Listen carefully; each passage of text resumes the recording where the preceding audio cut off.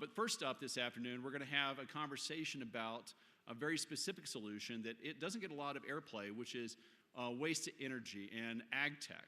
And so the first panel discussion this afternoon is going to be a duo, Jim Farrell from CC3IC, whose organization really works on breakthroughs in breakthrough innovations in climate change, and David Blume from Blume Distillation. And David's a serial ag tech and biofuel innovator, and I'll let them take it from here. So without slowing you guys down, I want to hear more about Blume Distillation. All right, off we go. Nice to be with you here, and we are again going to focus on waste to fuel. What I'll do is first, this is David Blume, who's founder, CEO, and CTO of Blume Distillation. So he wears many hats, and you'll see why. He's good at wearing them all. But first, I wanted to just take a few moments to explain a bit about CC3IC, the company that I'm associated with, and what it is that we look for. Fundamentally, we're part of financing this new paradigm for energy, and this is in fact an example. Our company is the largest investor in Blume aside from David, and you have to count all of his blood, sweat, and tears for what he's done to get to where we are. But anyway, so this is a living example of financing the new paradigm. So what does CC3IC do? First of all, what does that even stand for? It stands for Climate Change Investigation, Innovation, and Investment Company. And that's sort of a flow. First, I set out with the group that I'm working with to kind of investigate what are the things we could do to help with the climate change issues. So that was investigation. I have a personal strong bias towards looking for innovative new solutions, so we very much were focused on looking for innovation and still are. And then in the end, typically we're looking for situations where we can get involved financially and in an advisory capacity to help get these technologies moving. So that's what we do. In fact, the focus that we've chosen to take is somewhat different than you've heard a lot about in the last couple of days, and that's in particular, we're focused on non-carbon energy sources, but there is so much focus on wind and solar, and I am a huge supporter of both of those areas. But my kind of role in life I see as sort of filling holes. I'll say that a couple times this panel and another one. In other words, looking for areas that aren't being focused on. And so what I'm very much focused on with CC3IC is energy sources beyond wind and solar. So there are a number of novel things. I'll get into that later. But to be honest, Blume Distillation didn't quite fit the spec, I guess you'd say, of what I was looking for and what we've been searching for when I first heard about it. But as I further examined it with encouragement from a few people, it started to really line up. And so ultimately we did come together, and it's been a great partnership. We first really started to talk about a year ago, and now we're deep into it. So I thought I'd just take a few moments, first of all, to describe Blume Distillation enough so that you'll understand why we got involved. So it is Blume Distillation. Title of the topic is Waste to Fuel. So what does that really mean? Distillation is something that everyone pretty much understands. If you can make alcohol for whiskey or beer or wine, that's distillation. You then distill the alcohol down to a point where you have pure alcohol. Ethanol is the technical name for it. And that is a well-known technology in many ways. That's the whole ethanol product made from corn typically is such a huge source of ethanol in the US. But this is different in an important way. So this is not taking purpose-grown corn, in other words, corn you grew to make ethanol. It's taking food waste and agricultural waste. It's typically food processing waste, not like what's left over after you finish your lunch, but upstream of before the food got here, there were a bunch of things that happened for that salad that's on your plate or the wrap that's in your hand, maybe. There was a whole bunch of product that didn't make it to your plate that was grown, but then was effectively waste upstream of your plate. And there's a lot of that product. In fact, you would be stunned at how much food waste there is and agricultural waste that is available, that's already been grown. The carbon's already been pulled out of the atmosphere to form this food, and sugars and things that can be, again, distilled into ethanol. So this is all about taking food and agricultural waste and turning it into a valuable fuel. So why did that become so interesting to me? and for us to come together. First of all, I already kind of hinted at this, but ethanol is a carbon-based fuel, right? There's carbon in it, and when you burn it, carbon goes into the air, carbon dioxide. That doesn't sound so good, but you have to stop and think for a moment, where did the carbon come from? And within a few months of the time you emitted it into the atmosphere, it was in the atmosphere, and it got pulled in by a plant through photosynthesis into the food product and agricultural products that were used to make the ethanol. So it is, while there's carbon involved, it's zero emission fundamentally, because it's captured and then re-emitted. So to me, that allowed me to check that box and take it very seriously as a great solution. So it is carbon neutral. The other thing is, as opposed to electricity from wind and solar, because that's what you get from wind and solar, this is a liquid fuel that you can put in a truck. You just heard about how, while it sounds nice to run a truck on a battery, what happens is, if you run trucks on batteries, most of the load capacity of the truck is taken up by the battery, and it's kind of a worthless truck because there's no capacity left for what you actually want to carry. And so that's a little more detail about why trucks and buses, for instance, you can't run them on batteries currently, and frankly, for a long time to come. So there are numerous uses for liquid fuels. That's one example. One of the other key ones, and literally we have in front of me, I don't want to steal David's thunder, but you can use this ethanol, not so much in the US, you wouldn't see this, although it's certainly, you can do it, but it's a very important cooking fuel that can displace people cutting down trees and deforesting areas just to simply cook their meals. It's a really important potential cooking fuel in global applications. So for me and for CC3IC, that met our kind of purpose in what we invest in. It's terrific for carbon, and it solves some really important problems. Another thing is, I don't want to be involved in things that can't be big, because if this is a big problem, we need big solutions. And at first, you might question, well, how big could this be? In other words, how much food waste and agricultural waste is there? How much ethanol can you make this way? And it turns out, and if you even just think about it for a few minutes, you kind of get the clue of this, but fundamentally, there's a lot of food waste and ag waste. There's billions of tons of it. And so this, just to not get into too much detail, but this is a big solution. It may sound like, well, how much could there be? There can be a lot. The other thing that's really neat is the food waste and ag waste is not just, it's distributed globally. There's this sort of feedstock, you might call it, for this process is available pretty much anywhere in the world. And it comes in various forms. Coffee is a terrific feedstock for making ethanol. So all the coffee growers we've even heard about, some over the last couple of days, that's a great example. There's just a whole bunch of bananas. There's so many different sources you don't think of. Potatoes, you'll go through all this. But anyway, it's exciting and it can be big. So that's key. The last thing, and then I'm going to let David talk, but this is key for us as well in making our decision to get involved. Most of the technologies that we're involved in are early stage. I'll talk a little more about that in the next panel when I'm on. But they're early stage, and it's going to be a long time before they make a difference in the world. And the thing that really jumped out about Blume is this is, to sort of steal the phrase from back when the recession hit in 2008, there was always a search for shovel-ready projects that you could jump right into. It didn't need a lot of work to get before something would happen.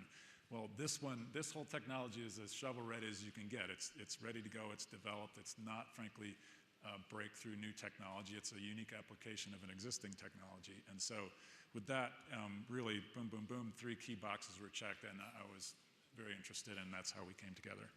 So that's a bit of an explanation of what we do, how we think at CC3IC, but also why it is that we find this to be so exciting. I do want to introduce David a little more. And David has, as you already heard, kind of an eclectic background. He's a serial entrepreneur, and that doesn't mean C-E-R-E-A-L. But I think the simplest way to describe David, and it plays off of Huang Ming's description of himself yesterday, is that Dave is, in fact, the ethanol crazy guy, as opposed to the solar crazy guy. And the more time you spend with David, the more you'll realize that that's just very true. He's in the same way that Huang Ming was so passionate about solar. David is very passionate about this and very creative about applications for it. So With that, I will turn it over to David with a few questions. I think it would be great for you to maybe do a better job than I did of describing kind of what this system or this whole approach involves and takes. And then just a couple more questions, give you a heads up where we're headed. I wanted to have you kind of take us through a bit of the financial side of things. Again, how big can this be? Why is it profitable? How does it work financially? And then last of all, just kind of, how things are going. Okay. So, dive in. Gosh, I think it's traditional to start with a joke when you come up with a talk there. So I'd like to tell you all that I'm my former mentor, Buckminster Fuller, and I were actually very, very seriously in favor of nuclear power. And I hear dead silence out there.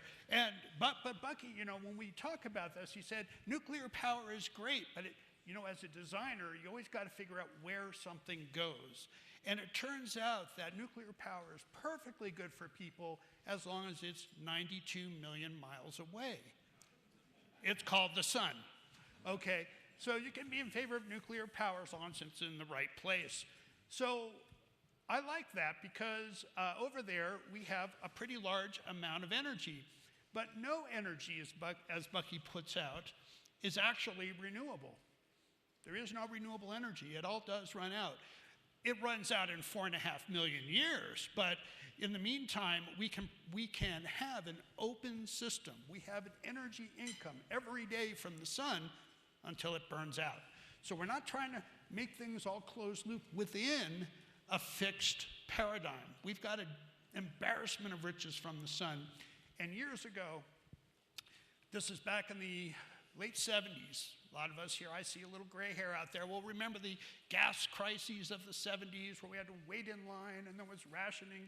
And some of the young people out there going, huh? What? Gasoline? Wasn't there all the time? And at that time, we had to look at what might be different. What happens if gasoline runs out? It went from $2 a barrel to $11 a barrel, just ruined the economy. And so I got involved in alcohol then. Because alcohol turns out to be mankind's second oldest profession. You cannot patent the basic process of making alcohol. You can't control people making it. Moonshining is a veritable tradition in most countries. And so it seemed like the most democratic fuel possible. It's made from solar energy. Sun comes down, plants absorb the sun, they absorb carbon dioxide, they suck up a little water, and you have a carbohydrate. Right? Carbon dioxide, carbon, hydrate, water. The glue is the solar energy. So when you ferment that sugar and you make the alcohol with yeast, just like what many of us have enjoyed last night at the reception, you end up with an alcoholic material. That alcohol, when you burn it in a car, is made up of carbon dioxide, water, and sunlight. And when you burn it, what explodes in the engine is sunlight. And what goes out the exhaust pipe is carbon dioxide and water, the same things it was made of, for the next year's crop to make your next year's fuel. This is a pretty neat little system. And as long as we have sunlight and soil and a little bit of water, we have fuel. This is a problem for people who make money on the scarcity of goods, all right? So we have to go to a different model with alcohol. Who's done it before? Germany did it before. I mean, the whole world did it before. Gasoline was not around when cars first were invented. It wasn't like there was a pool of gasoline around and someone said, God, I wish we had an engine that would run on that. It's like, no, alcohol was already around. It's being used in farm equipment. Henry Ford's tractors all ran on alcohol, and so did the Model T. And so we had a whole alcohol economy which cratered. And that has to do with politics and oil, which we don't have time to get in today, but all of us here have a little sense of what that's like.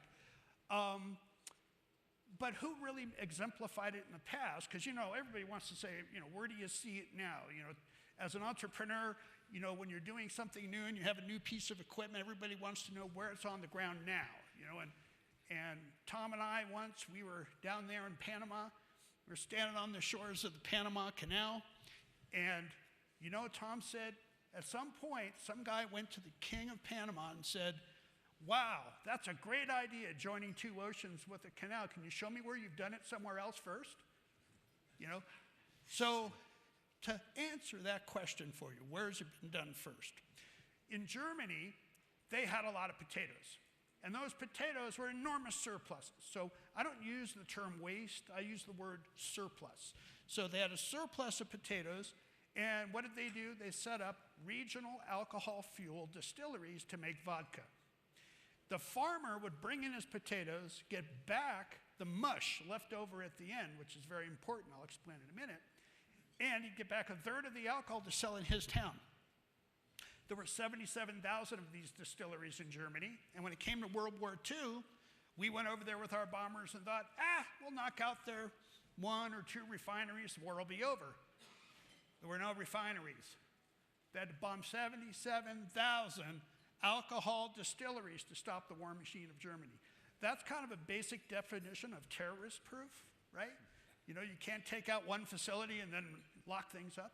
So anyway, it's been done before. Today in Brazil, no oil whatsoever is imported for the transportation sector.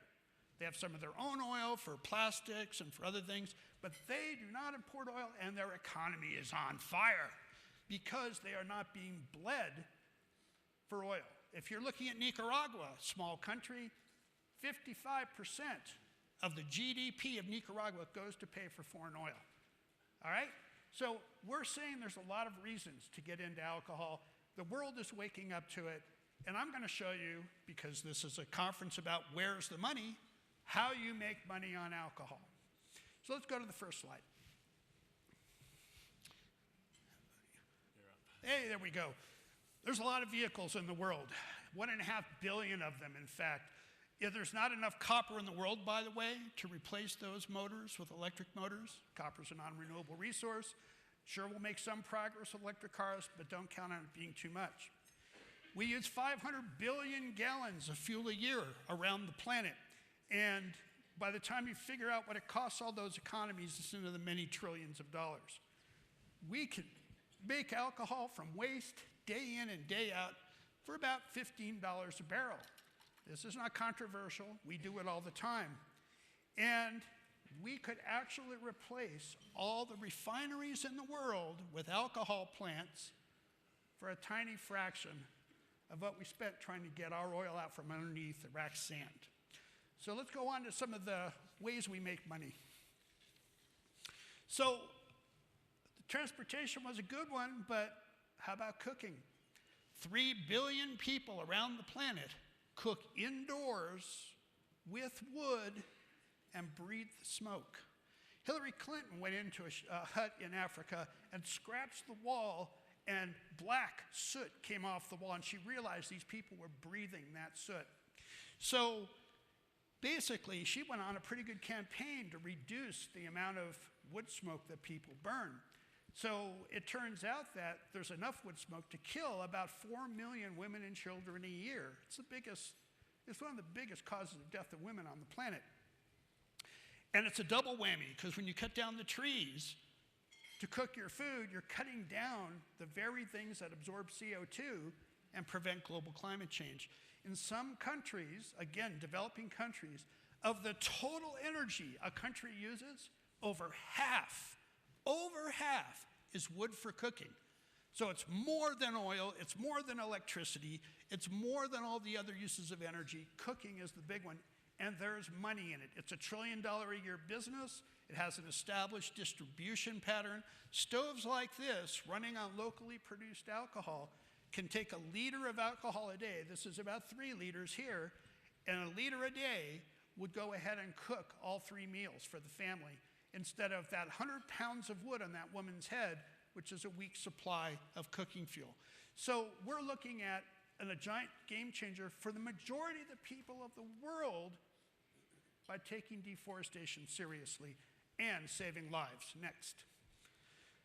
We've been talking about electricity. Oh my gosh, we're going to have panels, we're going to have windmills, we're going to do all this great stuff, and if we could only get it as cheap as generators, because generators really are just a few percent of the cost of putting up a windmill or whatever else. But alcohol can run any of these liquid fuel generators, which there are an innumerable number around the world, and many countries have no grid. You could put up a wind farm, but where would you sell the power? There's no grid. Ethiopia, more than 100 million people, no grid. Everyone has a generator. Every hotel, every business, every town event uses a generator, and alcohol can replace the diesel and gasoline and all of them. And there are some people in the crowd tonight who are doing great, innovative work mixing alcohol and diesel together to make a transition fuel. We can make electricity for 10 cents a kilowatt with alcohol. And generators are a mature technology. It's not a problem to put them in. Small to large, we can run them on alcohol. Now, I just was in South Africa, where we just sold our first sorghum to alcohol plant, sweet sorghum to alcohol. And the reason why they were doing it is they have this thing in South Africa called load shedding. And you see these beautiful billboards up there with a couple sitting there over with a candle, you know, having dinner and saying, "Isn't load shedding fun?"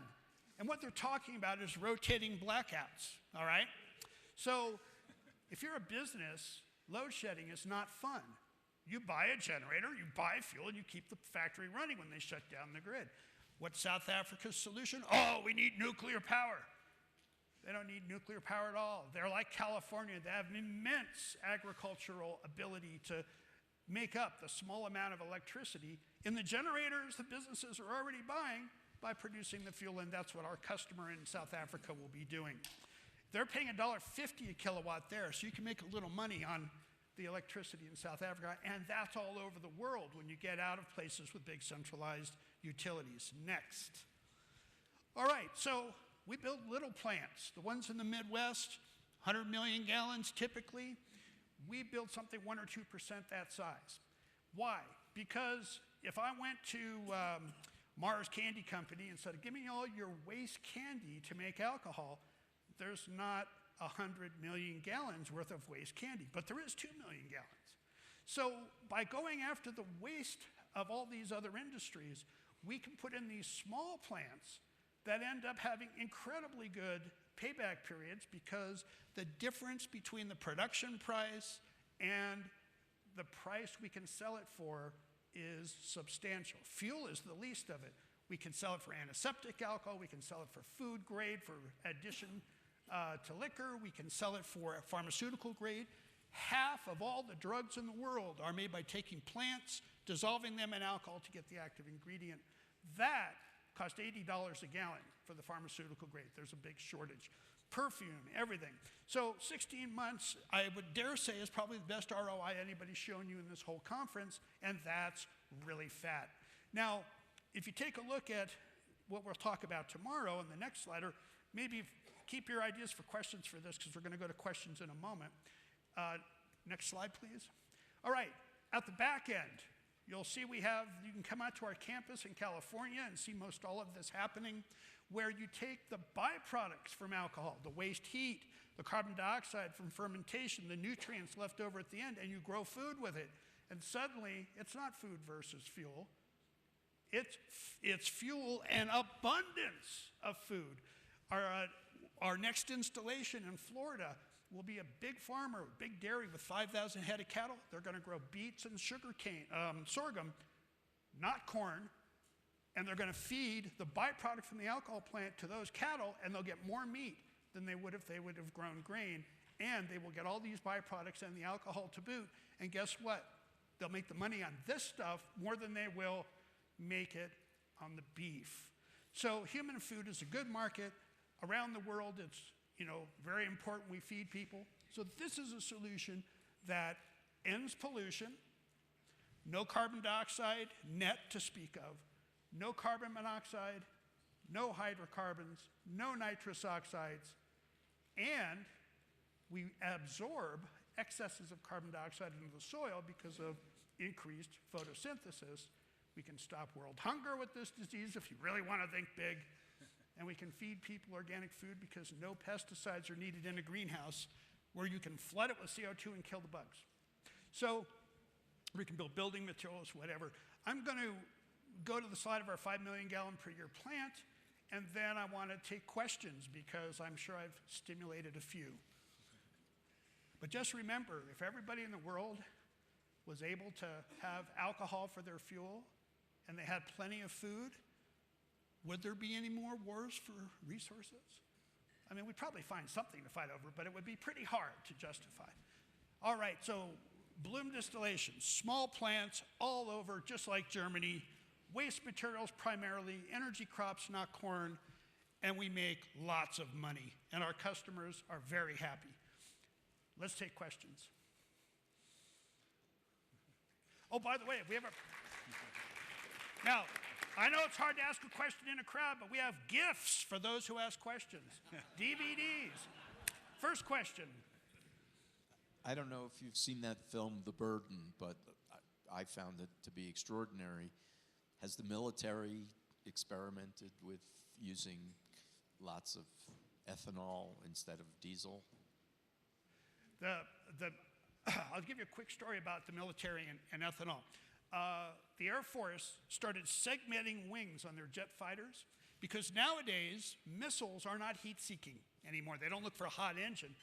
They look for hydrocarbons. They're little smog meters in the front of the missile. So what the Air Force figured out, actually the Israelis figured out and the Air Force adopted it, is that if you have a small wing section, the wing is the tank, full of alcohol, and all of a sudden your radar pings off and you go, oh my God, here comes a missile. You just push the button, it slams over to alcohol, the emissions disappear, and you veer off, the missile doesn't know where to go. That's, the military has already said, they have RFPs out now, $500 billion or $1 million. It's a giant number for replacement for fossil fuels. Because they know that we can only fight the wars that Arabia approves. Well, that really limits your options. Next. Okay, make sure that man gets a DVD. There's one in the back there. Next question. Yeah, my question is, how many of these plants do you have in operation right now? We have our test facility in California, and we have 50 plants around the world that do different things other than this specific thing. We have many distilleries that re-refine oil and reprocess waste oil that our manufacturer and ourselves have placed over the last 20 years. But an alcohol plant, as I might have intimated, is a mature technology. What we've done with our technology is we've taken a lot of stuff that has never been applied to alcohol, energy efficiency, we use far less energy, we speed fermentation time, we have a very highly flexible front end and back end for feedstocks in and feedstocks out. But we're a young company, but not that young. We're not at the seed stage anymore. We've managed the valley of death and gotten to the other side, and we are now post-revenue, where we now have sales in process that have already received deposits and are going forward in manufacturing. So, go through the greatest depression we've ever seen, and made it to the other side. It's Hercules never had it so hard. So, yes, next. I was curious, oil is down another $2 today to the mid-40s. What is your break-even point in terms of the continued decline of oil, which, when you read the literature, is probably going to hit 30 here pretty quick with the OPEC folks trying to run the fracking business and other businesses out of business, including Okay, do we worry about the price of oil? The answer is we couldn't care less, because if we have too low a price for ethanol to put in vehicles, then we just sell it to the pharmaceutical industry for 40 times as much. We can throttle the plant way back and still make plenty of money. So there's a lot of other markets for alcohol. That's one answer. But the other one is this temporary low price of oil is based on consolidation of a lot of assets by oil, by running the more inefficient places out of business, and already half the fracking companies are out of business now. Fracking is a temporary blip, and I could go into a whole hour about fracking and alternative fuels. What we'll get if we delay on alcohol is oil shale, not oil shale gas, oil shale to gasoline. We'll get coal to gasoline, we'll get more tar sands to gasoline, and the earth will become a cesspool that no one can live in. We don't have a choice about oil anymore. Alcohol is the only way to go, and only places like the United States can afford this stuff. The rest of the world is coming to us saying, we know we are not going to get to touch any Central Asian oil or anything from the Middle East, or even the stuff from Canada. We need something else. And that's the reality. Only the United States can pretend that there's a future in oil.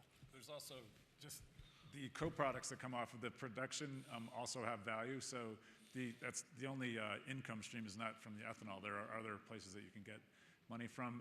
Oftentimes the places that we're getting feedstock from are actually paying to get rid of this product. So there are situations where you can literally get income just for taking this material away from their locations. So the revenue streams are actually stronger than you might think. And so we actually can be competitive at a surprisingly low price of oil just fine. And you also heard a number of the applications aren't in places that oil may be cheap, but it still costs a lot to get it there.